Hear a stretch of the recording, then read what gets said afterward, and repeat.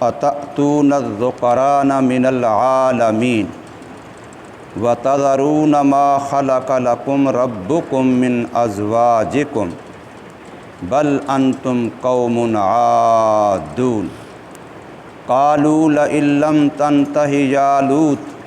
لتكونن من المخرجين قال إني لعملكم من القالين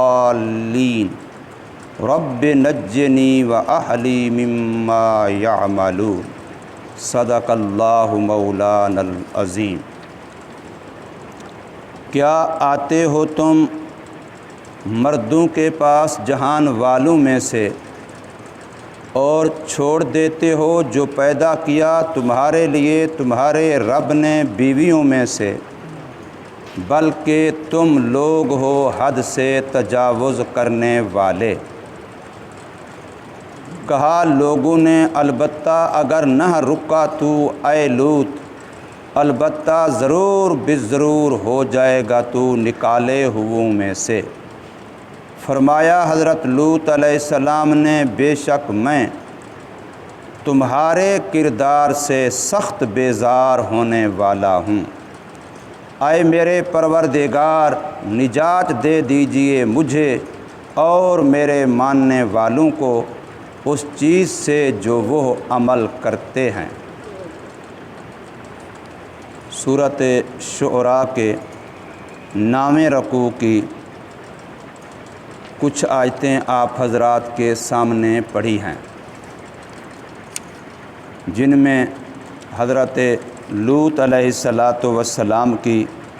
باقی ماندہ تقریر اور قوم کا جواب،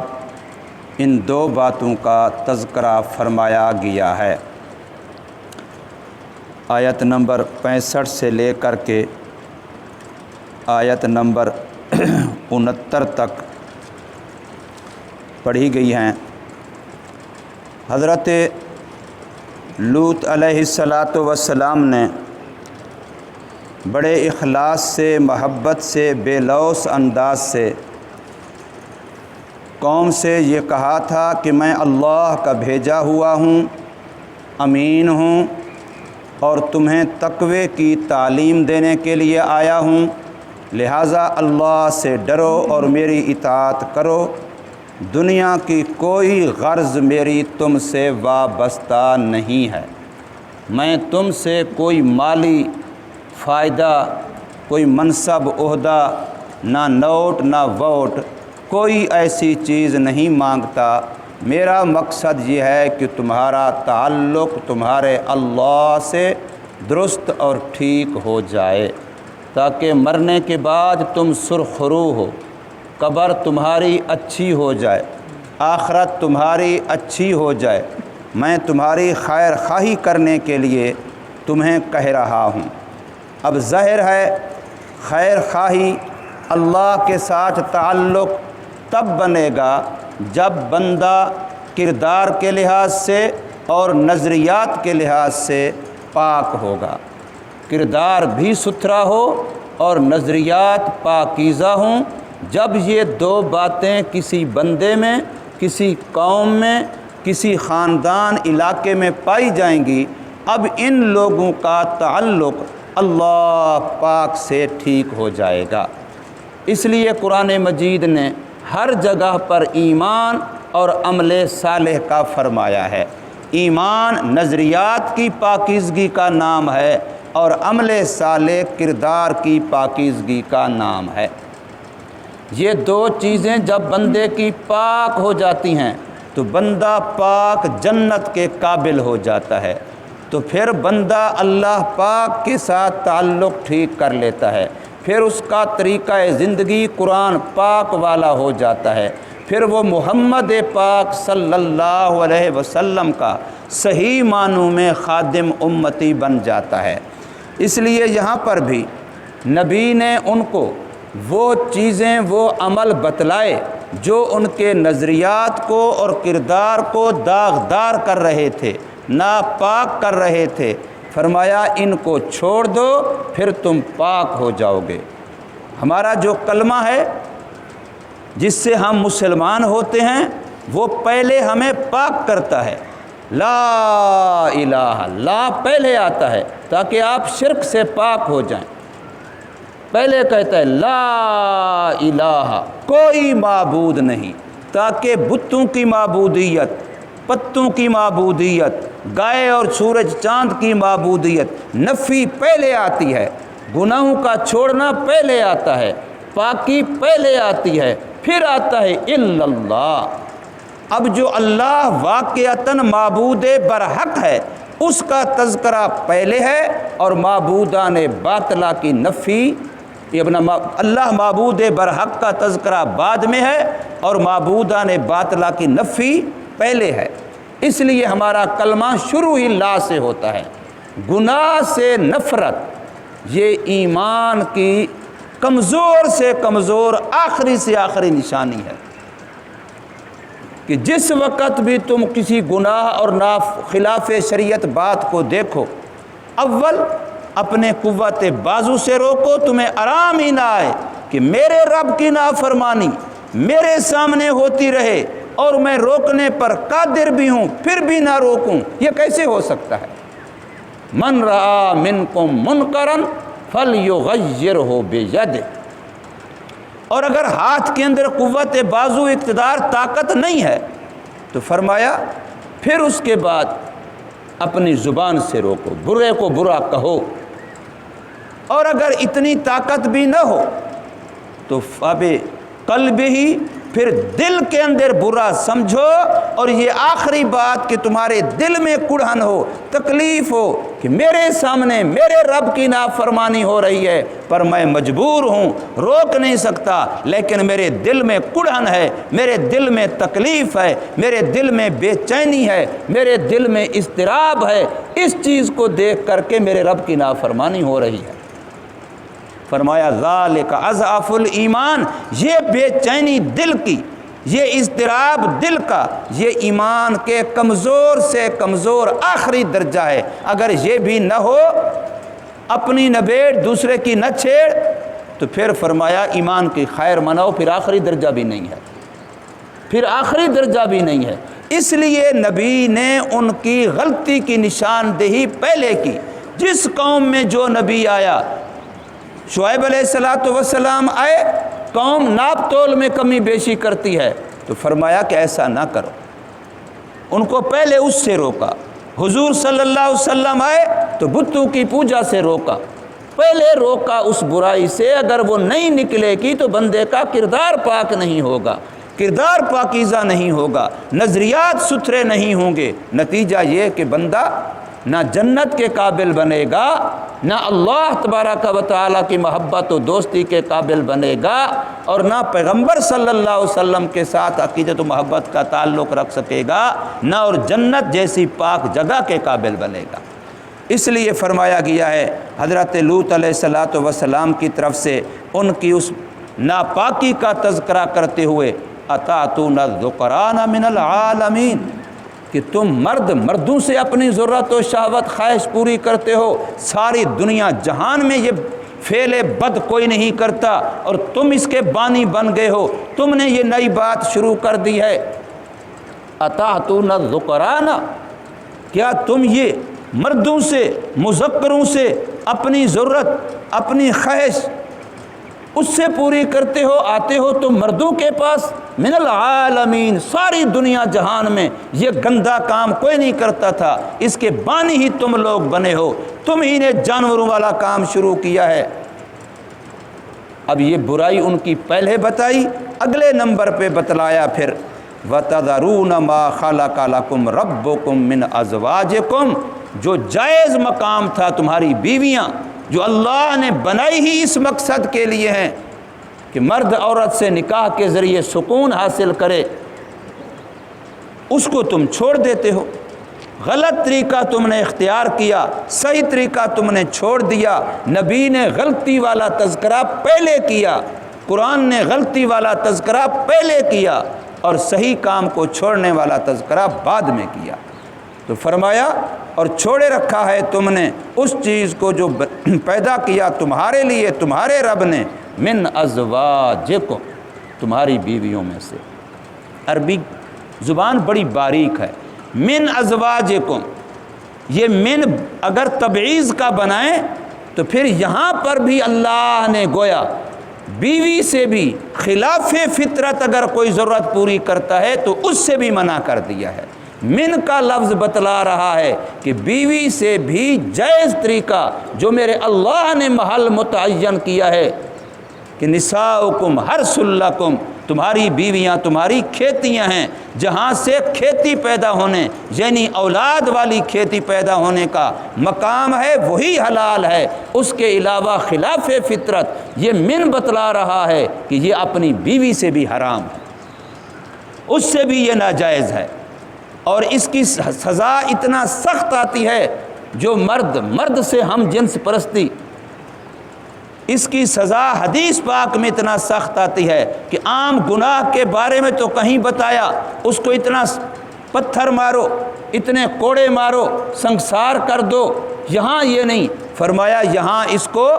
اونچی جگہ پہاڑ پہ لے جاؤ اور وہیں ہاتھ پاؤں باندھ کے اس کو نیچے کو دھکا دو، اور یہ یوں پتھروں پہ لگتا ہوا ٹکڑے ٹکڑے ہوتا ہوا ہڈیاں ٹوٹتی ہوئی نشان عبرت بنتا ہوا نیچے جا پڑے، اور وہاں نہ اس کا سر بچے، نہ منہ بچے، نہ ہاتھ بچے، نہ پاؤں بچے، سب ٹوٹ پھوٹ جائے، دنیا کو پتہ چلے کہ جو خلاف فطرت اللہ کے قانون کو توڑ کر کے جانوروں کی طرح حیوانوں کی طرح کرتا ہے، جس کا کوئی قانون نہ ہو، اس کا حشر یہ ہونا چاہیے۔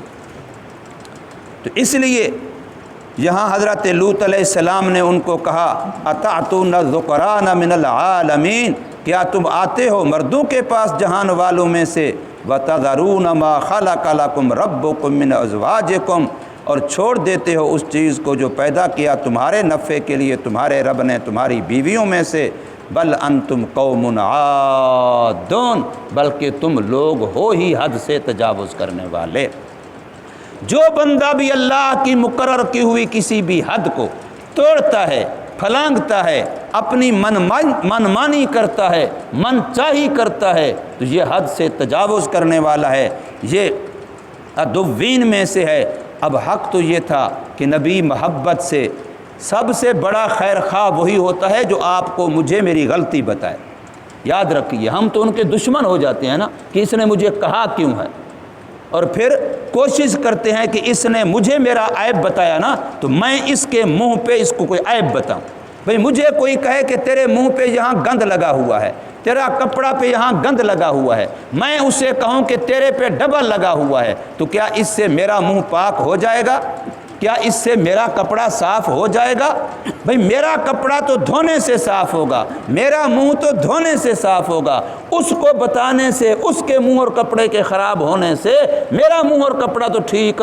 نہیں ہو جائے گا۔ یہ تو نفس و شیطان کی بات ہے کہ اس نے مجھے بتایا ہے، میرا ایک عیب نکالا ہے، میری ایک کمزوری بتائی ہے تو میں اس کی دو بتلاؤں گا۔ یہ مسلمان کا کام نہیں ہے۔ مسلمان اس کو اپنا سب سے بڑا محسن سمجھتا ہے جو مجھے میری کمزوری بتلاتا ہے،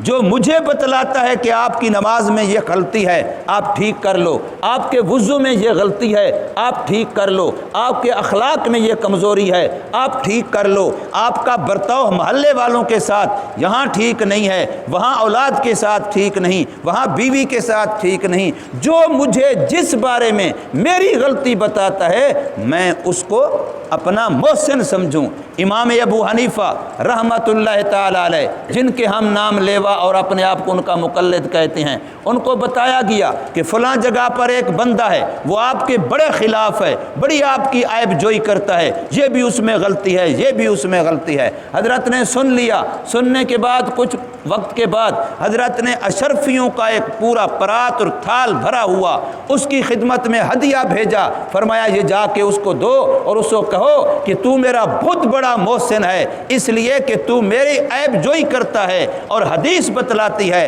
کہ جو کسی کی عیب جوئی کرے وہ اس کے گناہ لے لیتا ہے، تو میرا اس سے بڑا محسن کون ہوگا جو میرے گناہوں کا بوجھ اٹھائے؟ تو میرے گناہ چونکہ تو نے لیے ہیں تو میں تجھے یہ ہدیہ بھیج رہا،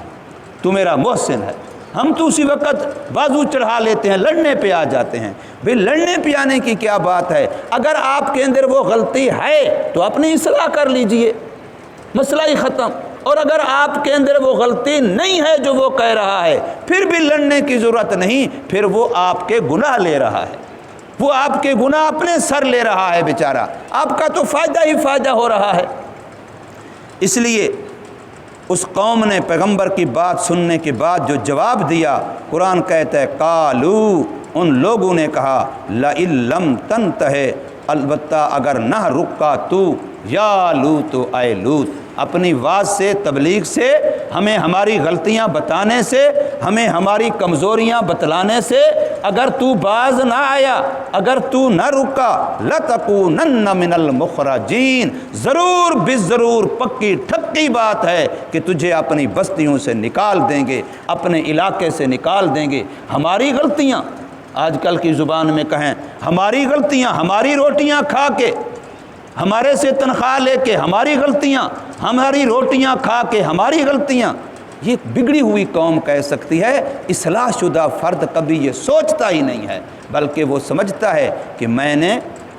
دیکھنا یہ ہے کہ یہ کہنے والا اگر صحیح کہہ رہا ہے، میرے اندر واقعی وہ خامی ہے تو اللہ اس کا بھلا کرے، میرا بہت بڑا محسن ہے، میں اپنی اصلاح کر لوں، غلطی کو دور کر لوں۔ اور اگر بالفرض اس کو اطلاع ہی غلط پہنچی ہے، وہ اس بنا پر کہہ رہا ہے،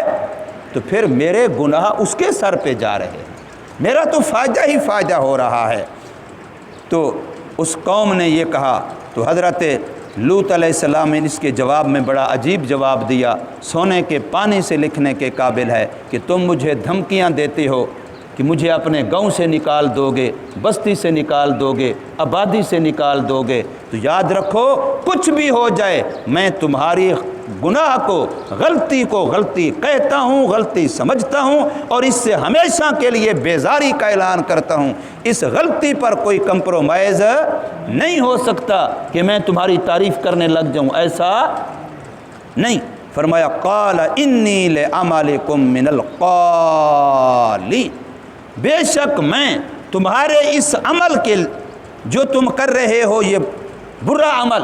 اس سے من القالین، سخت نفرت کرنے والوں میں سے ہوں، سخت بیزار ہونے والے میں سے ہوں، دلی طور پر مجھے نفرت ہے اس سے۔ گناہ سے نفرت یہ ایمان کی نشانی ہے، اس لیے کہا جاتا ہے گناہ گار سے نفرت نہ کرو، گناہ سے نفرت ضرور کرو۔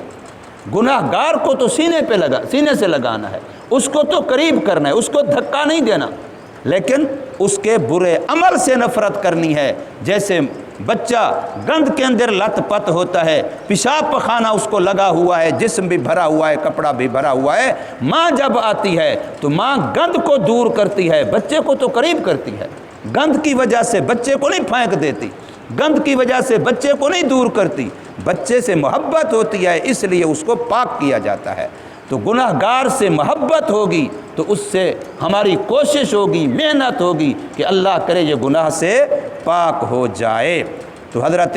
لوط علیہ السلام نے پھر اللہ تعالیٰ سے درخواست کی، رب نجنی و اہلی، اے میرے پروردگار مجھے بھی بچا لیجئے ان کے فعل بد کے عذاب اور نحوست سے، و اہلی، اور میرے ماننے والوں کو بھی بچا لیجئے۔ اہل کا لفظ صرف گھر والوں کے لیے، صرف اولاد کے لیے، صرف بیوی کے لیے نہیں بولا جاتا۔ اہل بیت، نبی پاک صلی اللہ علیہ وسلم کا ارشاد ہے کل تقی نقی فہو آلی، میری امت کا قیامت تک آنے والا ہر نیک پرہیزگار میرا امتی، وہ میری اہل میں سے ہے، وہ میرے خاندان میں شمار ہوگا۔ حضرت سلمان فارسی ہیں، عربی بھی نہیں ہیں، خاندان قریش تو دور کی بات ہے، اجمی آدمی ہے، عربی بھی نہیں ہے۔ حضور فرما رہے ہیں السلمان منی، یہ سلمان تو میرے گھر کا بندہ ہے، سلمان تو میرے اہل بیت میں سے ہے۔ تو اس لیے یہاں پر جو اہل کا لفظ آیا، اس سے مراد حضرت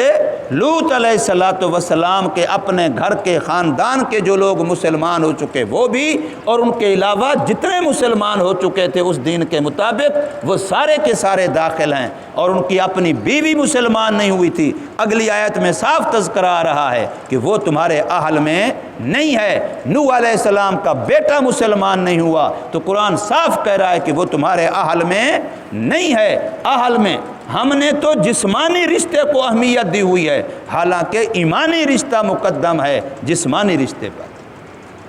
ایمانی رشتہ اصل ہے، وہ ہے جو قیامت میں بھی نہیں ٹوٹے گا، مرنے سے بھی نہیں ٹوٹے گا۔ جو جسمانی رشتہ ہے، آپ دیکھ رہے ہیں قرآن کہہ رہا ہے بیوی ہے تو تیرے اہل میں سے نہیں ہے، بیٹا ہے تو تیرے اہل میں سے نہیں ہے، اس لیے کہ ایمانی رشتہ نہیں ہے۔ تو فرمایا جا رہا ہے رب نجنی، اے میرے پروردگار مجھے نجات دے دیجئے، کیونکہ یقین تھا کہ جب قوم اتنی بگڑی ہوئی ہے کہ گناہ چھوڑنے کو تیار نہیں، مولوی کو گاؤں سے نکال دو، یہ کہتا جو ہے۔ جب یہ قوم اتنا بگڑی ہوئی ہے تو اب عذاب کا آنا یقینی ہے، اس لیے فرما رہے ہیں کہ اللہ مجھے بچا لیجئے اور میرے ماننے والوں کو بھی بچا لیجئے مما یعملون، اس چیز کے انجام بد سے جو وہ عمل کرتے ہیں، جو ان کا کردار گندہ ہے، اس پر جو عذاب ہے اللہ ہمیں اس سے بچا لیجئے۔ اللہ تبارک و تعالی ہمیں سمجھ نصیب فرمائے، عمل کی توفیق عطا فرمائے۔